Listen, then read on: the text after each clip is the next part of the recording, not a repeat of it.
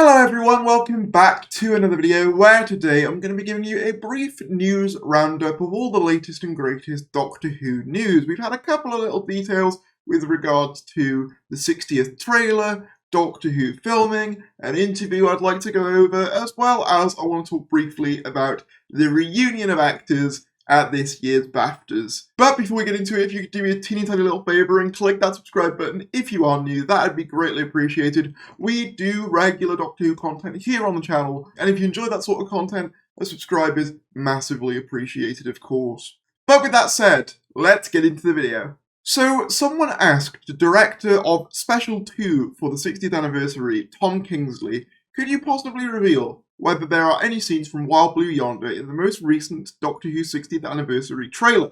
To which someone replied, these are the scenes in Wild Blue Yonder. The scene format is scene title special 1, scene title special 2, scene title special 3, scene bonus special 1 clip. So the ending of the trailer with Beep the Beep is a bonus clip of special 1. Tom Kingsley states that this is true. So all the footage that I'm about to play to you now is the only footage that we have of Wild Blue Yonder. I'm sorry, Donna. Which, yeah, adds to the mystery of what this episode could actually entail. There's so many things that could be hidden in this episode. Let me know in the comments below what you think could be hidden in there. I'd be really interested to see what your guys' theories are on that. Elsewhere, we had the BAFTAs, and we had a bit of a reunion of Doctor Who actors in the BAFTA Awards. David Tennant and Catherine Tate actually presented one of the awards, and Freem Rajavan and Billie Piper were also present. And it's just really cool seeing them all together. As you can see in this wonderful picture here with David Tennant, Freem Rajavan and Catherine Tate all in one picture. The only person I haven't seen in one of these pictures is Billie Piper with all of them, so if any of you have seen that, let me know.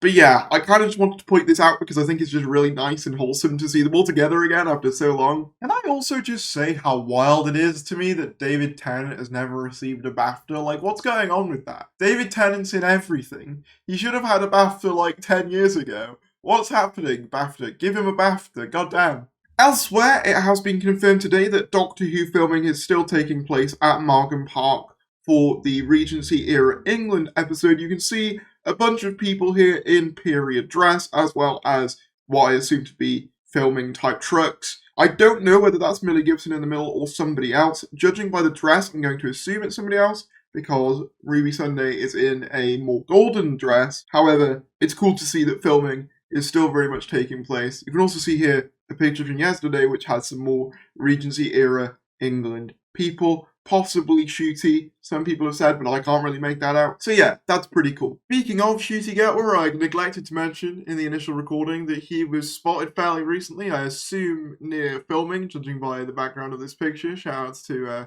Amzy_OBR on Twitter for taking this picture. It looks great. Yeah, so I assume he is very much still in Cardiff filming stuff, which is pretty cool. So I saw this kind of Radio Times article doing the rounds, which is an exclusive interview with the former Doctor Who writer Pete McTeague on his ideas for Doctor Who spin-offs, and I thought it'd be a really interesting read, so here we go. Rumours have been rife about the new spin-offs on their way. It's a massively exciting time for Doctor Who fans with the 60th anniversary, a new season, and confirmed spin-offs on their way. Okay, slight addendum there. Spin-offs haven't been confirmed, as far as I can tell. They've been heavily speculated and will likely happen, but as far as I'm aware, the BBC themselves haven't officially confirmed anything, so yeah, take that with a grain of salt. With rumours swirling earlier this year about the universe expanding, showrunner Russell T Davies confirmed that he would be bringing back spin-offs in some form. Okay, maybe I missed that then. Speculation has been rife that they'll focus on various iconic monsters from the series, including Daleks and Cybermen, although nothing has been confirmed on that front. Yeah, a while ago, for those of you who weren't aware, I did a video on what was apparently a monster-themed spin-off, which was in the works, which we haven't really heard anything about since that initial rumour came out.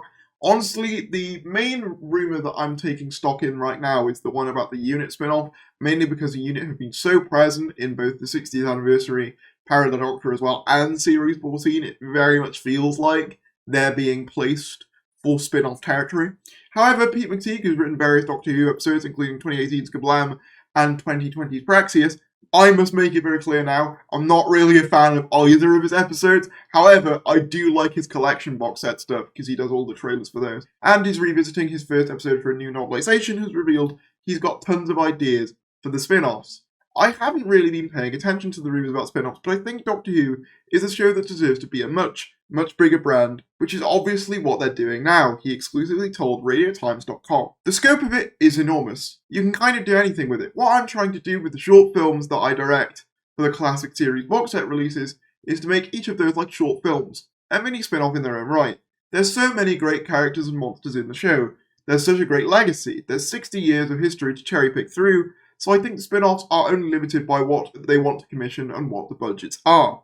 As for the rumours about the spin-off focusing on iconic monsters, he added, there are so many monsters you can probably do great spin-offs with. Obviously the Daleks, would be a great choice. I had loads of ideas for spin-offs which involve loads of monsters, and I don't want to say because you never know what might happen. I'll be really honest, the Daleks, I'm not sure would work as a spin-off. I think you'd really have to make each Dalek feel unique personality-wise, kind of like the Cult of Skaro for it to work. And I don't know whether casuals would sit down and listen to Dalek voices for like 45 minutes apiece. Again, I could be wrong there, and it could really take off. I know Terry Nation for the longest time wanted to do a Dalek-themed spin-off, but it never really got off the ground, and he continued putting the Daleks in Doctor Who.